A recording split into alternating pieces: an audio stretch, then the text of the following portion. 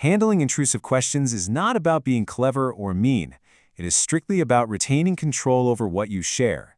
You are deciding where the line is and making sure it is respected.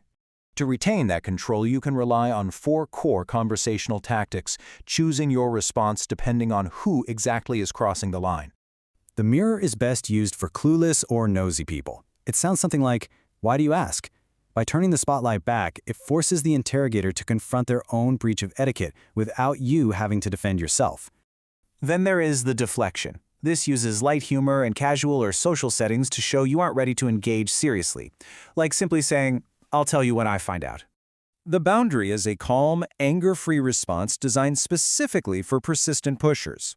You reply in a neutral, clear tone without explanation, such as, "I keep that information private." The non-answer plus pivot involves giving a vague headline followed immediately by a question about them. This is perfect for deflecting attention at workplace or family functions by saying something like, "Oh, enough about me. How's your project going?" Applying this toolkit to real-life situations often starts with navigating the gauntlet of relationships and family expectations. You might hear, "Why are you still single?" or "When are you getting married?" The annoying subtext here is that your current life state is just an unfinished waiting room. To retain control without getting defensive, you can use a casual deflection, "Because I haven't found anyone who can compete with my free time yet." Or contrast that with a direct boundary. "I'm really happy with where my life is right now, and when there's news to share, you'll hear about it." Another deeply private choice involves children. "When are you having kids?" or "Why don't you have kids yet?" This touches on private health, financial, or personal choices.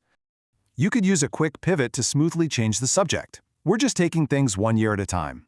How are your kids doing with school lately?" You can use the mirror with a warm smile to neutralize tension. "That's a pretty personal topic. What made you bring it up?" Or you can use a boundary. "That's between me and my partner, but thanks for checking in." Beyond relationships, these same tactics apply to nosy questions involving finances and physical appearance. People might ask, "How much money do you make?" or "How much did you pay for that?" They use this to rank you, gauge your financial health, or simply gossip. Keeping a grounded tone, you might use a deflection. "Not enough to retire tomorrow, but enough to pay for this coffee." Or a boundary. "I have a personal rule about not discussing finances outside my bank, but I can tell you if I think the purchase was worth it." You could also give a range non-answer. "It was within my budget," or "market rate for our industry." Then there are questions like, "Why do you look so tired?" or "Did you lose or gain weight?" This is unsolicited commentary on your physical appearance disguised as concern. An immediate call-out using the mirror forces the person to backpedal. "I feel fine. Why, do I look that bad today?" A deflection is just standard adulting.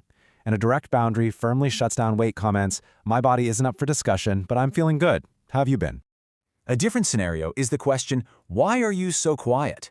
This unfairly puts you on the spot in front of a group and frames your listening as a defect. You can flip the script back to the group. A quick non-answer is, "I'm just taking it all in."